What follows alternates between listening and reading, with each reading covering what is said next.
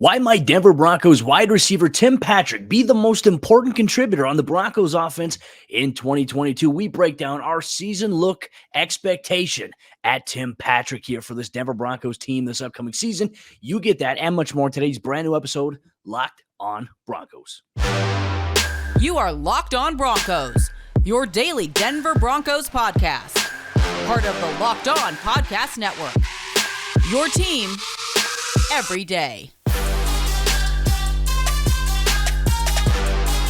What's up, Broncos country? Welcome back into a brand new episode, Locked on Broncos, your daily Denver Broncos podcast here on the Locked on NFL Network, your team every day from the South Stands to the end zone. I'm your host, as always, Cody Roark, Broncos analyst for Mile High Sports, joined alongside by my co-host, Sayre Bedinger, site expert at predominantlyorange.com. Both of us cover the Broncos for the Locked on Network and 9 News. Broncos country, thank you once again for making Locked on Broncos your first listen of the day every single day, free and available everywhere you get your podcast, not to mention here on YouTube where you can watch us. Make sure you hit that subscribe or that follow button if you haven't done so already.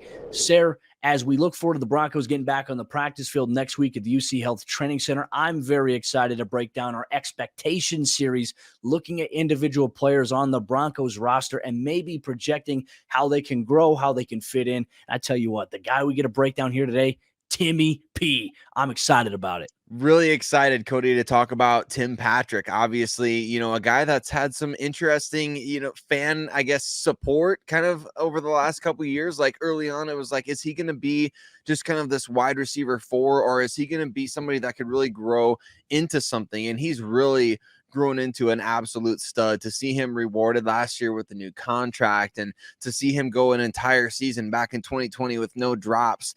I mean, he's really been effectively, I think we can safely say he's been the wide receiver 1 for the Denver Broncos over the last 2 years. And we're going to get into a little bit of why that is and what that means going forward. But I mean, I think he gets kind of underrated the most of all Broncos receivers. When you talk about now having Russell Wilson at the quarterback position, I feel like he gets underrated the most. So I'm excited to talk about Tim Patrick. Is he becoming a jersey guy for any of you listening out there? Are you going to be rocking number 81 this year? I think he's deserving of that status at this point. He's a really great Bronco, in my opinion. And he's very outspoken too about guys like Rod Smith. Rod Smith has had a very strong grip on the Broncos wide receivers. Like, believe it or not, he spends a lot of time talking with these guys, and those guys value it. But Tim Patrick, I would say, if you look at anybody on this roster at the receiver position, you can make the argument for Courtland Sutton, but I would feel like Tim Patrick has the overall body of work that proves that he is as quarterback proof as they come. Now, Sayre, here are the quarterbacks that Tim Patrick has played with in his 4-year stint with the Denver Broncos: Case Keenum, Joe Flacco, Drew Lock, Brett Rippon, Brandon Allen, and Teddy Bridgewater. And now you can add Russell Wilson to the mix, who's completely different than any of those guys that I just mentioned. And obviously those guys went up to his compound in San Diego this offseason after the signing became official, and they got to work with Russ a little bit. So Timmy P developing that chemistry as is with Russell Wilson, which is super important. But Sayre, I tell you what, there's a lot of things, and you mentioned it. A lot of Broncos fans seem to underrate Tim Patrick a little bit, especially like last offseason, saying, well, Denver needs to go get a legitimate number 2 or number 3 receiver. I was like, have we all forgotten about Timmy P? And once again, even last offseason, he had the leading touchdowns, the most touchdowns by a Broncos receiver in 2020, in 2021, and he followed it up 2 back-to-back seasons, 6 touchdowns plus with the organization, 12 touchdowns in 2 years. Very, very efficient football. But Sayre, there's another element of his game that stands out like a sore thumb, and it is a beautiful thing that only has me a little bit more excited about this upcoming season with Russell Wilson. He's a chain mover. Why is that? He is a chain mover. 39 of his 53 receptions in 2021 alone were for first down. So, I mean, this guy, he makes plays. He consistently makes plays. And you even look back to his early contributions with the team. Remember the game against the Chargers, I believe it was, when he made those big conversions. Even this past season, it's 4th down. You need to go to Tim Patrick. Why? He's the guy that catches everything, and he's always able to move the chains. He's always able to help convert in the red zone when he he gets those opportunities to do it. Like we talked about, the Broncos didn't have the best usage of their playmakers under Pat Shurmur, and I think that's putting it lightly. So I'm excited to see what he can do, Cody, with a legitimate quarterback. And all due respect to anybody that he may have played with back at Utah, but the list that you just put together right there, I definitely don't think we've seen the best out of Tim Patrick yet. We've seen great things, and we've seen him obviously develop into a second, third contract type of guy. But man, we haven't seen the best. The best is yet to come for Tim Patrick. And I wonder, like, what is that going to look like? What are we going to get to see from him as, Russell Wilson is throwing him the ball? I think that's going to make things very interesting, because have we really gotten a glimpse even of the full arsenal of what Tim Patrick can bring to the table as a receiver? Because nobody really talks about his route running. Nobody really talks about, hey, his length in 50-50 situations is a problem. Nobody really talks about any of that stuff. We like to talk about the big plays that he's made, and he's made some really clutch plays for the Denver Broncos in the opportunities that he's been given to make clutch plays when the Broncos are actually in games late. But at the same time, over the course of a full 4 quarters, over the course of a full season, we have not yet seen Tim Patrick's full arsenal unleashed. And it gets me excited about the possibilities for this Broncos team going forward. And that could be a very, very scary thing. When you combine Mr. Unlimited with Mr. Reliable, I think the opportunities are endless. And that's something we're actually going to dive into coming up here in just a moment. We're going to talk about what Tim Patrick's role will be in this Broncos offense and what he can do, especially if he sees a decrease in volume, what it can mean in a good way for Broncos country. You get that coming up here in just a moment. But before we do that, let me tell you about Built Bar, the sponsor of today's episode of the show. And all week long, we've been hammering it in. Make sure you try out their brand new exclusive flavor, the birthday cake puffs, exclusively at built.com. It's like dipping your finger into a plastic tub of birthday cake frosting, and then when you open your eyes and realize that only 150 calories and 16 grams of protein were consumed, that is tremendous value for a protein bar, and a bar that's covered in 100% milk chocolate, covered in marshmallow fluff there with the protein bar there at the Built Puff edition there. And they have also the 9 amazing original flavors that Built Bar fans can go to. For me, it's the peanut butter brownie. It's my go-to. I like the salted caramel, the double chocolate as well. Plus, the brownie puff batter is back this week for a limited time only at Built.com. And you can get your hands on a box of Built Bar today by going to Built.com. And when you go to checkout, make sure you use promo code LOCK15, and they're going to get you 15% off your next order at Built.com. As we jump into the second half action on today's episode, Lockdown Broncos, we'll dive into a little bit as to what Tim Patrick's role will be on the Broncos offense here in 2022. But before we do that, just real quick, Broncos country, thank you so much for making Lockdown Broncos your first listen of the day every single day. You can get this podcast free and available everywhere you get your podcast in audio format. Take us with you on the go, or you can watch us here on YouTube on your computer, your TV, or your smartphone. Make sure you hit that subscribe to that follow button if you haven't done so already, and comment for the algorithm. But Sayre, my friend, I love this conversation we're having about Tim Patrick, and we're eager for Broncos country's thoughts on Timmy P along the way. So make sure you tweet us on Twitter at Cody Roark NFL, at Sayre Bedinger, at Lockdown Broncos, or here in the comment section, your thoughts on Timmy P's role. But I think a lot of people are wondering here, obviously with the introduction of Russell Wilson into this Broncos offensive scheme here, and an offensive scheme that's going to be predicated on throwing while on the move a little bit, how does this factor in for a guy like Tim Patrick, who has 12 touchdowns in the last 2 seasons? And I just called him Mr. Reliable just a segment ago here, and I feel like that's going to be a nickname that does apply and will stick with him throughout his tenure. Coming off of a brand new contract extension that George Paton obviously valued what Timmy P has been able to do, I think it says, exactly what he has plans for. Now, how can Nathaniel Hackett incorporate things? Now, I think one of the things, Sarah, the Broncos have more receiving options now than they ever have. More guys who can contribute out of the passing game, even the run game. The offense has more now than it ever has. And I think there's also in the fantasy world, I feel like there's a lot of concern at times like this. Everyone's been talking about Courtland Sutton, Jerry Jeudy. Well, hey, here's Tim Patrick, the guy that's gotten you 12 touchdowns in 2 seasons here. I think that there's going to be a realm, Sarah, and I'm eager for your thoughts on this. I think that we see a decrease in the overall amount of volume that Tim Patrick has in 2022, but I will hazard a guess here, and this isn't a bold prediction or a hot take, but I think even if he has a decrease in volume, I think he'll have an overall increase in efficiency. I mean, how much more efficient can you get when 39 of your 53 catches move the chains for a first down, 6 touchdowns? I think we can have a realistic scenario where his volume drops a little bit, but his productivity increases. Maybe he stays at 6 touchdowns. Maybe he has more than 6 touchdowns, but he'll still be the big impact player that we've known him to be. And I think that's a really valid point because, like we've talked about before, the Broncos were not good at executing in the red zone. So, utilizing Tim Patrick in that area, I think obviously the 12 touchdowns over the last 2 seasons, those really speak for themselves just to the inefficiency rather that the Denver Broncos have had in the red zone, but his ability to convert a lot of his own opportunities. So I think that's a great point. You could see his volume of targets maybe go down or maybe hover, similar to what it is. So for anybody that's trying to look at the fantasy football aspect of things, I don't necessarily know that you're going to have Tim Patrick in your starting lineup every single week, but maybe you will, because maybe he's going to be good for a touchdown every other game or something like that. I mean, that's just the kind of opportunity that he brings to the table for this offense. And you mentioned this, and Tim Patrick's talked about him, but doesn't he really remind of Rod Smith? I mean, for any of the younger fans out there, you've got to go back and you've got to watch Rod Smith highlights. You got to listen to him talk.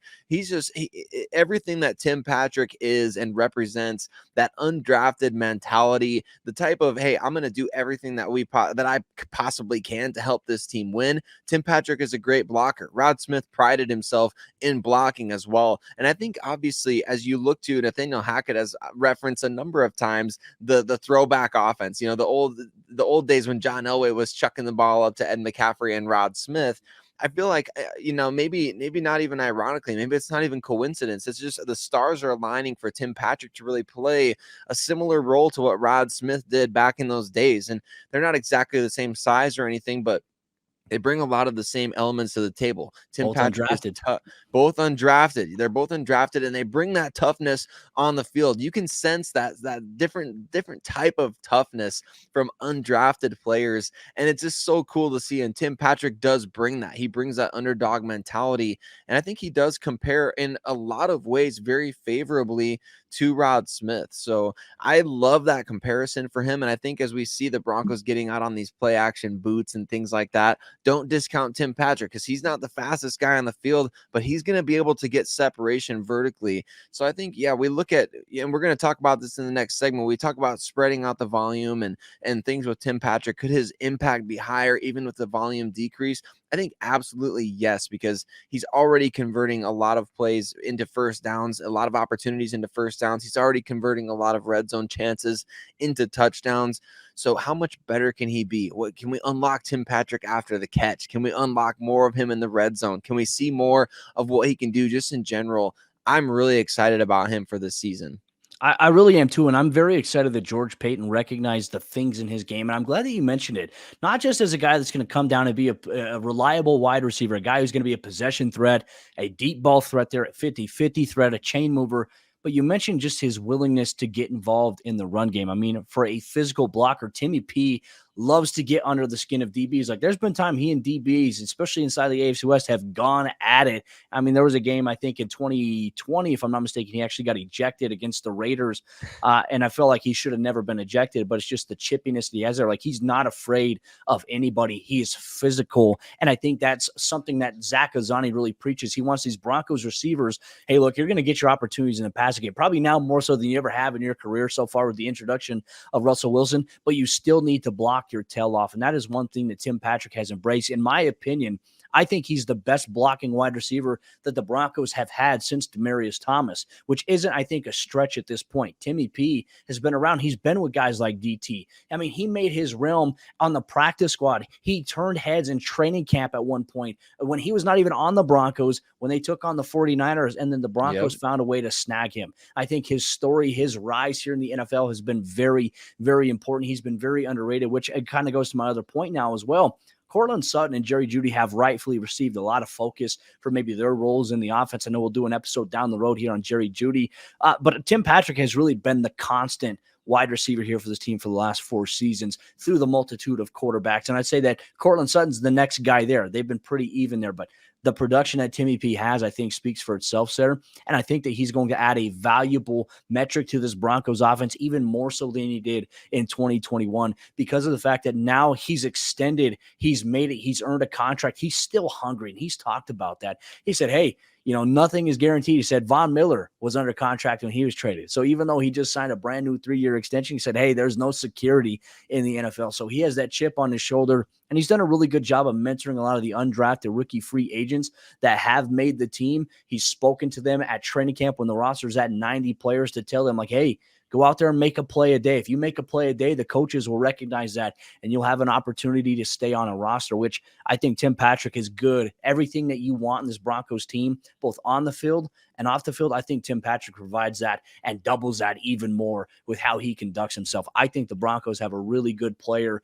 that hasn't been talked about enough here, and so I'm glad we get to talk about Timmy P. But I'm excited to dive a little bit more to Tim Patrick and maybe why Tim Patrick will be the most important contributor on the Broncos offense here in the 2022 NFL season. You'll get that coming up here in just a moment. But before we do that, let me tell you about betonline.net, the other sponsor of today's episode of the show. And our partners at BetOnline continue to be the number one source for all your betting needs and sports information. Find all the latest odds, news, and sports developments, including this year's basketball playoffs, Major League Baseball scores, fights, and even next season's NFL futures. BetOnline is your continued source for all your sports wagering information, from live betting to playoffs, esports, and more. Head to the website today or use your mobile device to learn more about the trends and the action.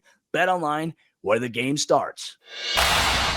And as we enter the fourth quarter action on today's episode, Locked On Broncos, once again, thank you so much, Broncos country, for making us your first listen of the day every single day. Sayre, Bedinger, and myself, we appreciate you so much for your interaction, because we bring you daily Denver Broncos news, content, and coverage here on the Locked On Broncos podcast. Sayre, continuing on today's episode of the show, of our expectations series, as we continue highlighting players on the active roster, talking about Tim Patrick.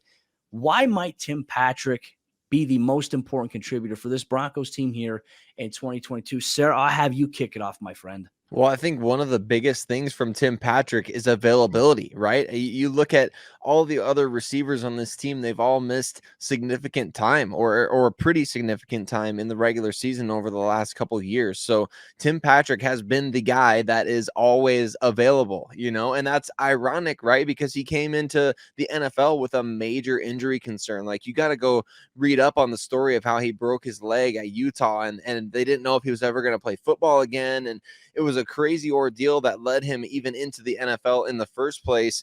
Maybe even being able to walk or run again. I mean, it might have been that crazy at the time, but just in general, he has proven himself to be the most consistently available guy. And what I love about this, Cody, you mentioned this in segment 1 about how he's quarterback proof. Broncos fans should understand something. Over the last 2 seasons, the quarterback rating for any of the quarterbacks that you mentioned in segment 1 that have thrown to Tim Patrick has been 103. So, I mean, that's insane to think about. You think about the quarterbacks that have thrown him passes over the last 2 seasons. For the quarterback rating when the ball is thrown Tim Patrick's direction to be 103 is pretty remarkable, because that's up there among the best in the league in terms of quarterback rating. So when you're talking about Tim Patrick, you're talking about availability, you're talking about reliability, like we've mentioned. That's just the kind of guy that he is. It's the kind of player that he is. It's the kind of teammate that he is. Like you mentioned, it extends far beyond on the field, right? He's reliable and dependable. The Broncos know they can count on him, and the front office really recognized that last season. Well, and I think that's exactly why George Paton extended him. I mean, those traits right there, he's got this underdog mentality. He's always embraced that from the moment. And obviously, I do encourage Broncos fans to look up that story about his comeback from that very horrific leg injury he suffered at Utah. I mean, he's as resilient as they come. And for him, I love and applaud his story. But the fact that you have all those quarterbacks, Sayre, that have thrown him the football, it just goes to show when you throw the ball to Tim Patrick, great things happen for your offense. And I just remember there being times in games where the Broncos offense suddenly got in rhythm. And who was the benefactor of a big play? Well, a lot of times it was Tim Patrick downfield on a 20-plus yard catch, or, hey, more recently in 2021, one of the plays that stood out to me the most, there were 2 games. There was one against the Cowboys, the 44-yard touchdown catch that he had against Trayvon Diggs, who had 11 interceptions this past season. He burnt him, scored a touchdown, gave up another, allowed Trayvon Diggs to give up yet another touchdown to a receiver.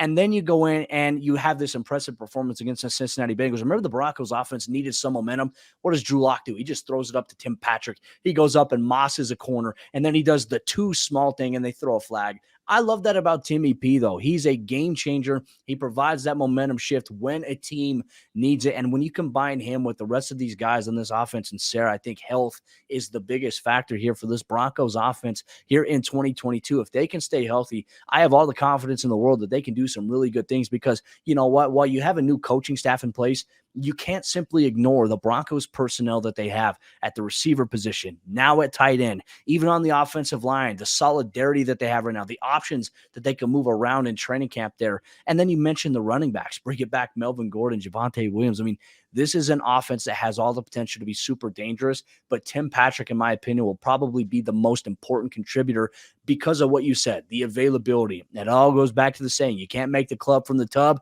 I haven't seen a time where Timmy P's been in the tub. This man has been on the football field grinding, and I am so stoked about that, to kind of see his growth there. Now, a question I have for you.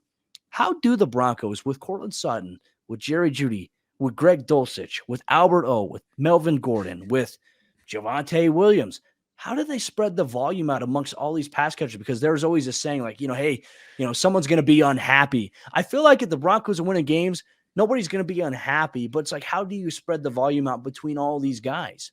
Well, it makes me think, just as you're talking about that, first of all, that's a great problem to have, isn't it? It's an awesome problem Cliff to have. Kingsbury So even said that too.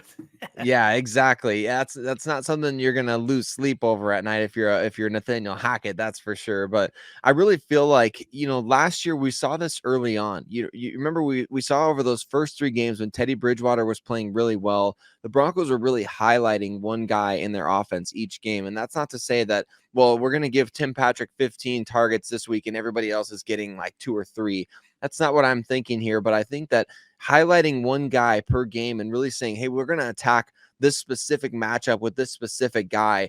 And I think that's where Tim Patrick is really going to be able to shine, because he is a favorable matchup against a lot of defensive backs. Why? Because he's bigger than almost all of them. So that gives you an opportunity. If you can get the ball into the red zone, I think that's where you really scheme a lot of Tim Patrick's touches, and you really say, hey, we're gonna make sure that he gets red zone targets, because he is our best, most proven red zone weapon at this point. But I like the idea of, with that kind of I'm not gonna call it murderer's row type of lineup there, but I mean, it's a really good offensive lineup, especially with Russell Wilson throwing the ball. And I think that when you have that, you have the opportunity to really pick and choose each week. We're going to exploit this matchup. And I was thinking, as we're getting ready to do this show, I was like, well, could Courtland Sutton maybe be like the Devontae Adams? And then Tim Patrick is kind of like the Allen Lazard, and Jerry Jeudy's kind of like the Randall Cobb. I don't necessarily know if that's the case, because I think there's certain weeks where Tim Patrick can be Devontae Adams. There's certain weeks where you can interchange those kind of guys. So I really like his potential to be, 1 week he's wide receiver 1. The next week, the biggest play that he makes is a big time block on a run, but he's still having a huge impact on games. And I think that's kind of that's just who he is as a player, right? We don't necessarily, and maybe we've come to expect too little of him, right? Just with given the quarterback play that the Broncos have had, maybe I'm expecting too little of him. Maybe he's going to go out every week and he's going to get 10 targets and he's going to absolutely cash in on 8 or 9 of them every single week and just dominate out there with Russell Wilson at QB, because with Russell Wilson, the game has completely changed. It's no longer about, hey, we need to make sure we're getting all these guys targets. It's just like the running back position. We're going to feed who is balling out. And if Tim Patrick is getting a 103 quarterback rating with that list of QBs that you mentioned, I can only imagine what he's going to do with better ball placement, better timing from Russell Wilson, better trajectory on a deep ball that he's able to actually go up and get, because we know the deep balls have been way off target from the Broncos quarterbacks the last couple seasons. So I can only imagine, Cody, what he's going to be able to do with better quarterback play. And I don't think wide receiver 1 is an undersell for him. I think that's where he's at as a player. That's his absolute ceiling. And I think for the room that they have there, those guys have embraced, I think, in that wide receiver room that, hey, if it's my week this week, I'm ready for it. And going back to what you mentioned about 2021, those guys prove that week in and week out. Okay, hey, you know what? I might be the focus this week. It's going to create opportunities for this guy next week because I had such a good game last week. They're going to focus on me. It's going to allow him to eat. Then they're going to shift that focus there. I mean, if the Broncos offense stays healthy, Sayre, that is a problem that NFL defenses and defensive coordinators will have to figure out. How do you stop Cortland Sutton? How do you stop Tim Patrick? How do you stop Jerry Jeudy? What if Greg Dulcich is just absolutely demolishing people? Albert O. What if the run game with Javonte and Melvin is unbelievably freakish? There's going to be so many problems that this offense, when healthy, can present. It could change the landscape here for this Broncos team in 2022. And Sayre, I'm excited to see Tim Patrick and this Broncos offense take the field next week as organized team activities do continue at the UCL Training Center in Inglewood, Colorado. But that'll wrap up today's episode of the show, Broncos Country. Tomorrow's episode of Locked On Broncos, we're going to take a look at Patrick Surtain II. What are his expectations entering his second year in the National Football League? You get that and much more tomorrow's brand new episode of the show.